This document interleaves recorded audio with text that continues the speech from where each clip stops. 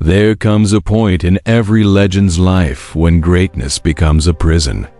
When applause turns into expectations, when trophies turn into targets, and when a man who once lived above the clouds suddenly feels the weight of an entire world pressing on his chest. And for Michael Jordan, that moment arrived long before the world knew it. Long before the cameras began whispering about gambling. Long before the newspapers sharpened their knives. Long before his smile turned into a mask. The darkness had already begun creeping in.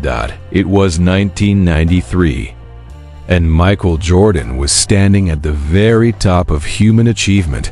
3 championships, global superstardom, a sneaker empire worth millions, and the undeniable crown of being the greatest athlete alive.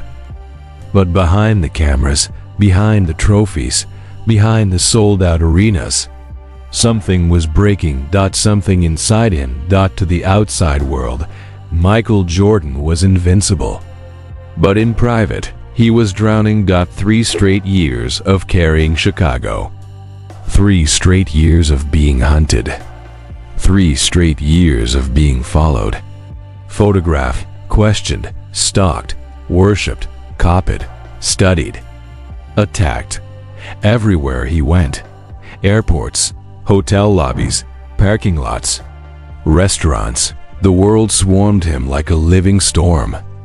Children reaching for his hands. Adults shouting his name. Cameras exploding in his face. Reporters cornering him in hallways. Fans banging on the team bus.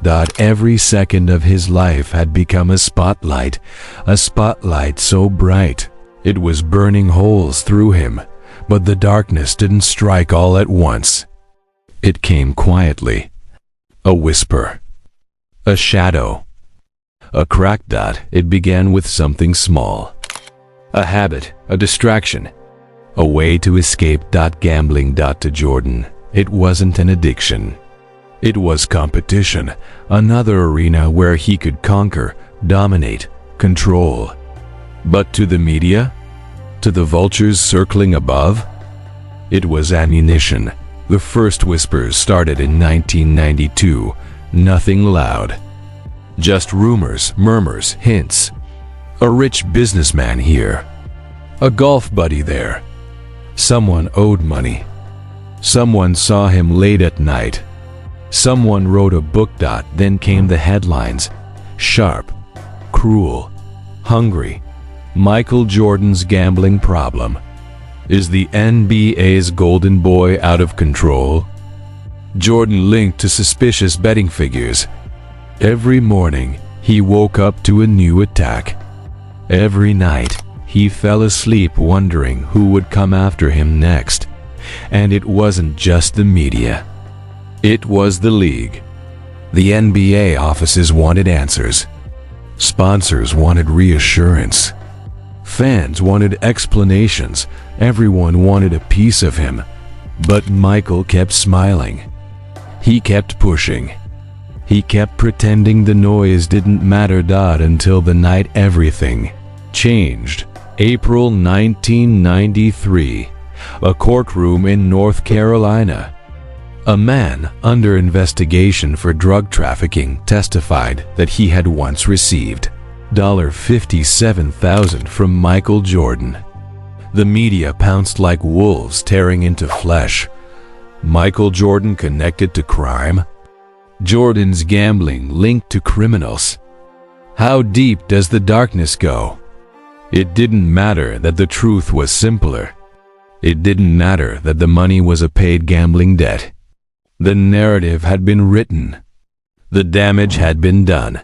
And Michael Jordan, the face of the NBA, the pride of Chicago, the hero of millions, found himself trapped in a nightmare he never asked for. But the real darkness was still waiting, still watching, still approaching. The world didn't know it yet. Michael didn't know it yet. But the darkest day of his life was only months away. July 23rd, 1993. Michael Jordan's father, James Jordan disappeared. Gone without a trace, Michael tried to stay calm. He told himself his father was just visiting friends. He told himself everything was fine. He told himself the world wasn't cruel enough to steal the one person who had believed in him more than anyone else. But then came the call. The call no son should ever hear. A body had been found. A car had been discovered. A life had been taken. James Jordan, the man who raised him, protected him, guided him, loved him, was dead. Murdered. Left on the side of a lonely road. Shot by strangers he never knew. The news did not break Michael Jordan. It shattered him. The strongest man in the world fell to the floor, unable to breathe. The man who made defenders tremble collapsed in silence. The greatest athlete of his generation suddenly felt like a child again, lost, helpless, alone. And the media? The same media that once worshipped him? They didn't stop. They didn't pause. They didn't show mercy. Instead, they circled him again. With theories. With accusations. With questions honed like knives. Was his father killed because of Michael's gambling? Did Jordan's lifestyle cause this tragedy? Is the perfect hero hiding a dark truth? It was the cruelest moment of his life, and they used it to hurt him even more. For the first time in his career, Michael Jordan didn't feel like an icon. He didn't feel like a champion. He didn't even feel like a man. He felt like prey. And while Chicago celebrated the three-peat, while fans begged for more championships, Michael was trying simply to survive the grief, the pressure, the guilt, the whispers, the conspiracy theories eating at his soul. One night, months after his father's death, Michael sat alone in a dark room.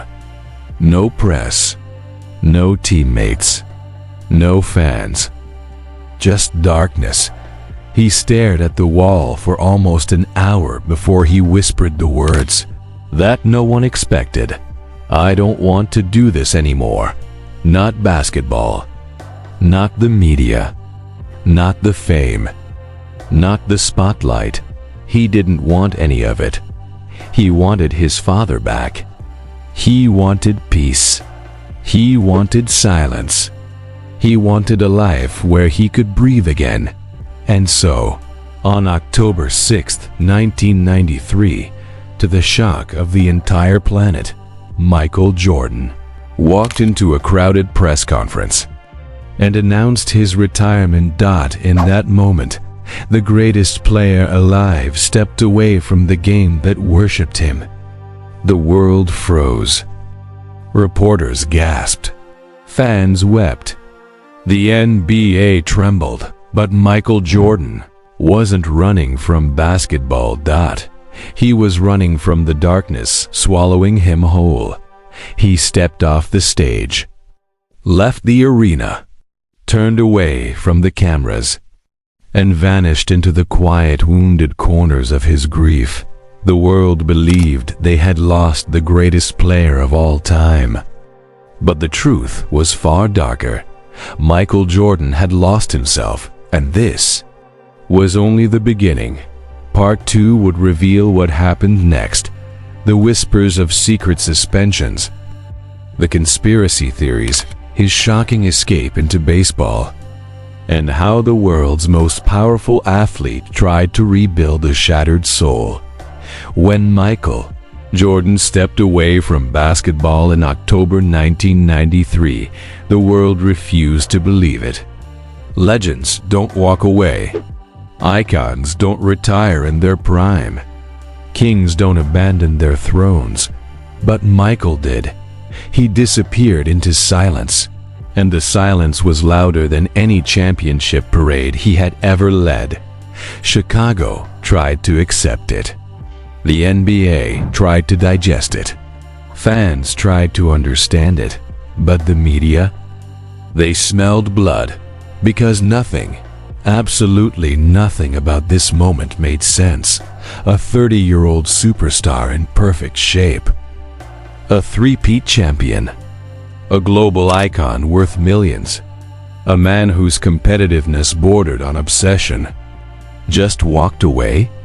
No farewell tour. No final season? No goodbye game? Something felt wrong. Something felt hidden. Something felt forced. And that's when the whispers began. The kind that slither through newsrooms. The kind that grow in barbershops. The kind that spread like smoke under doors. What if Jordan didn't retire? What if he was forced out? What if the NBA secretly suspended him? It started with reporters who had never liked him. Critics who once stood beneath him now finally found room to rise. Radio hosts sharpened their voices. Newspapers leaned into the shadows. Talk shows turned their cameras toward the unknown. Was his father's death connected to gambling? Did the NBA hide a punishment to protect its golden boy? Did Jordan run before the truth caught up? It didn't matter that none of it was proven. It didn't matter that Michael was grieving. It didn't matter that this was a man who had just buried his father. Rumor feeds on pain. And Michael Jordan's pain had become everyone's entertainment. But while the world obsessed over conspiracies, Michael disappeared. Not into darkness. Into baseball. Yes, baseball. A sport he hadn't played since childhood.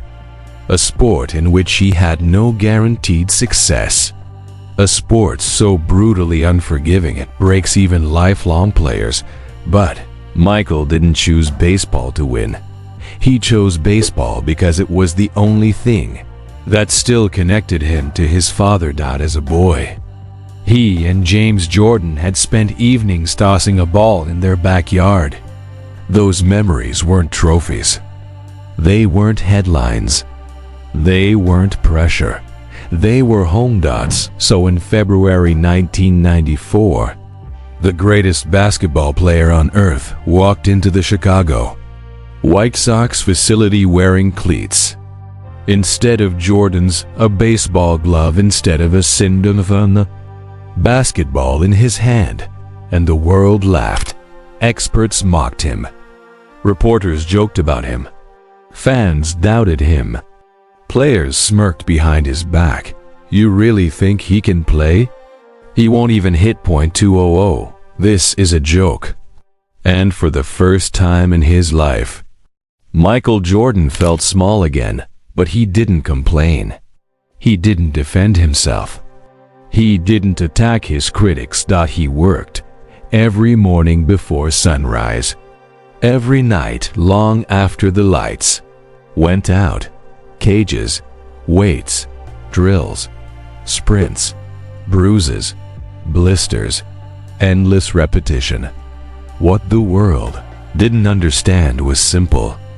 Michael Jordan wasn't chasing baseball greatness. He was chasing peace. Greatness.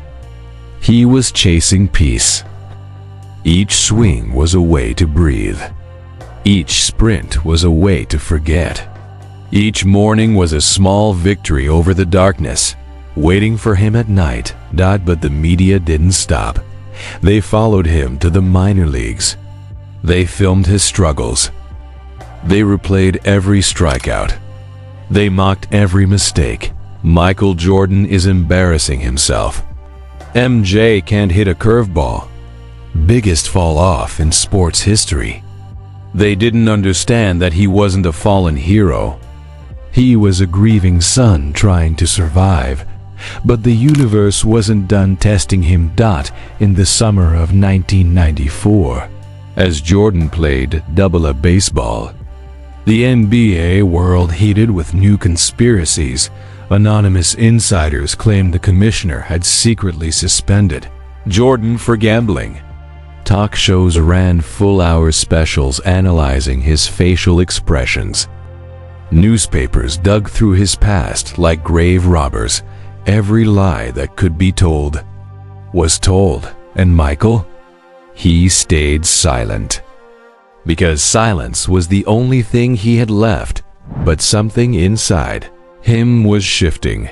Slowly, quietly, dangerously.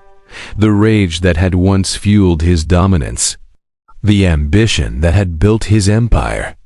The fire that had terrified opponents. Was coming back. Not through cameras. Not through applause.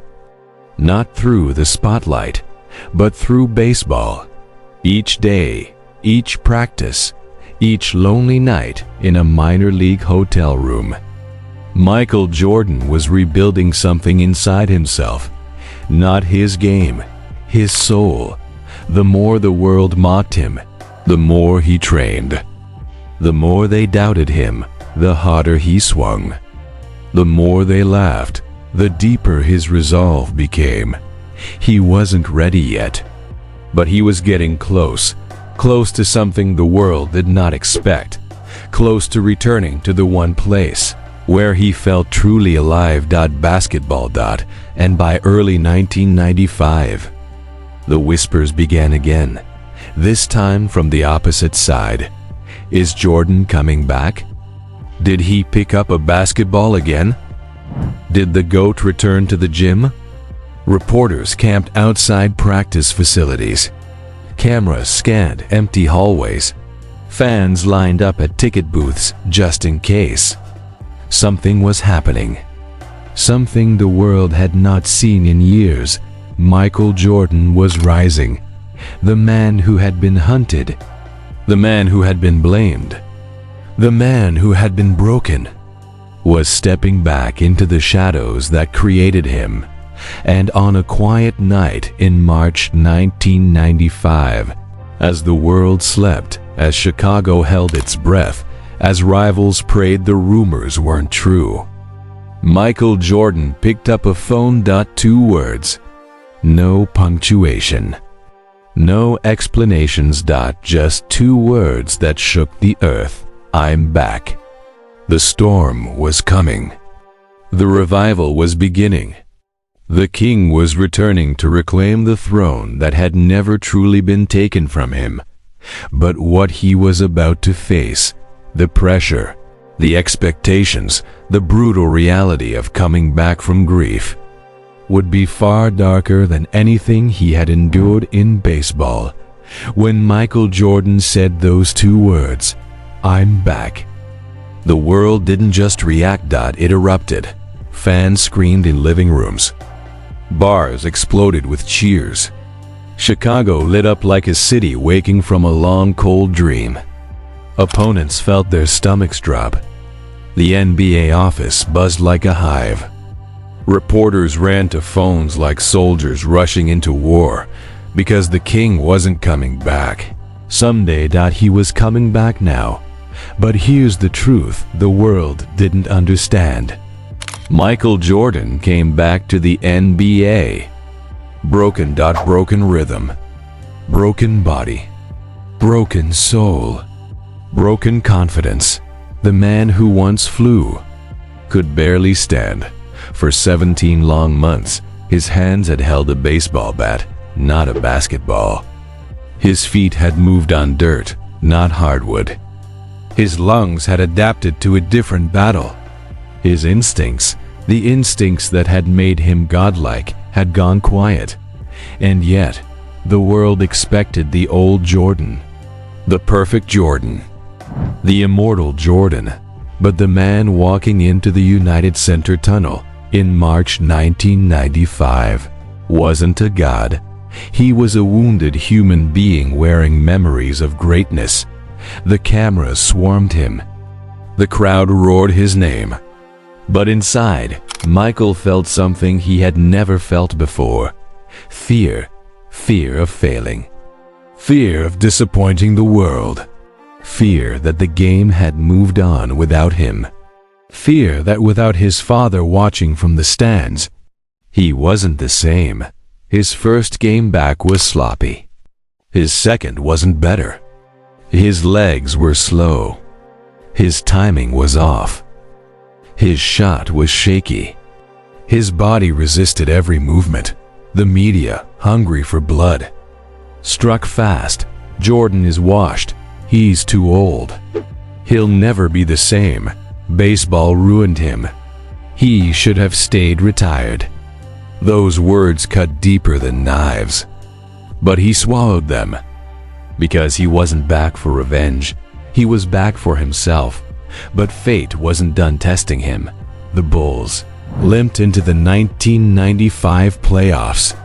The team was disjointed. Jordan was rusty. Opponents were salivating at the chance to kill the myth. Then the moment arrived, the night that nearly destroyed the legend. Eastern Conference Semifinals. Game 1 versus Orlando. Final seconds. Jordan dribbles up the floor. Pressure rising. Crowd screaming. The world waiting for the miracle they had seen 1,000 times. But then, he loses the ball. It slips right out of his hands. Stolen. Gone. A mistake the old Jordan never made. A mistake that echoed through the arena with the force of an earthquake. Even worse, the man who stripped him was Nick Anderson, who later twisted the knife deeper. 45 isn't 23. His body doesn't move the same.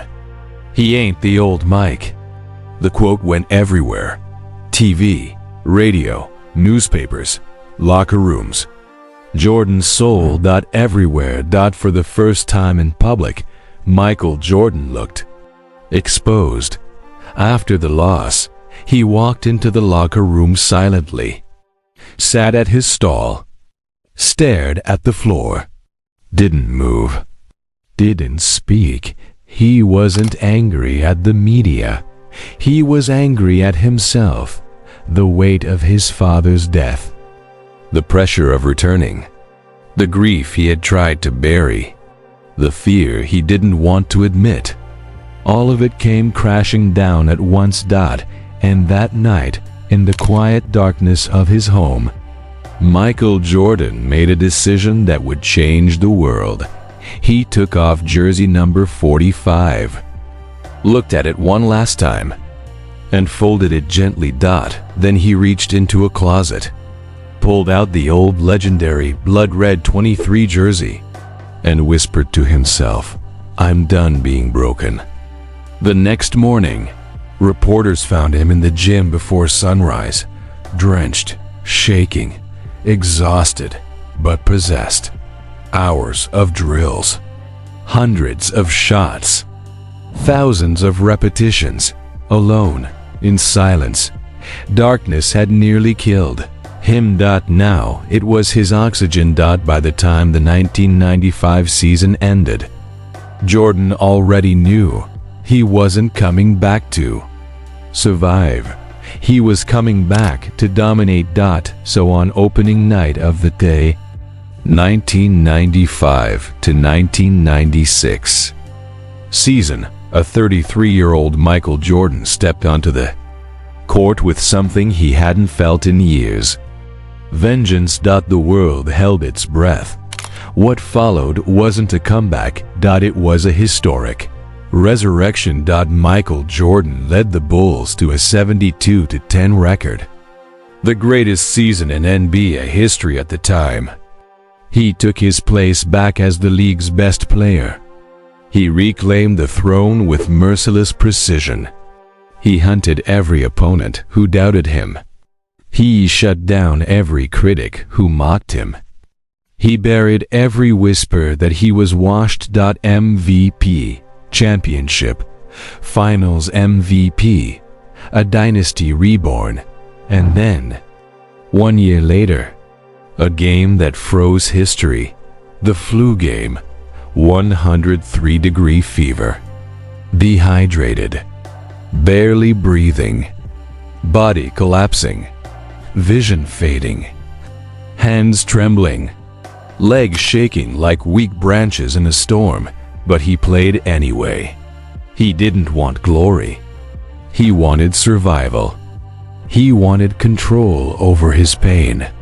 He wanted to conquer the darkness inside him one last time. 38 points. Willed victory. Fell into Pippin's arms like a broken warrior carried off a battlefield. After the game, he whispered, "That was for my father." By 1998, Michael Jordan, the man media tried to break, the league tried to question, the world tried to doubt, stood alone at the mountaintop with 6 rings, and the final shot of his career becoming the single most iconic moment in basketball history. The world remembers the greatness, but the truth is simple. His greatness was forged in darkness, built in grief, sharpened by loss, born through pain. The media tried to destroy him. Pressure tried to suffocate him. Gambling scandals tried to stain him. Grief tried to drown him, but the darkness never won, because Michael Jordan didn't just return to basketball, he returned to himself. The boy who cried when he was cut from varsity. The son who lost his father. The man who was mocked for playing baseball.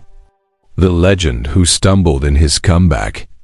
The warrior who stood up anyway. He rebuilt himself in the fire and walked out a god. This was his darkest era, and this is why he became the greatest to ever live. To ever live.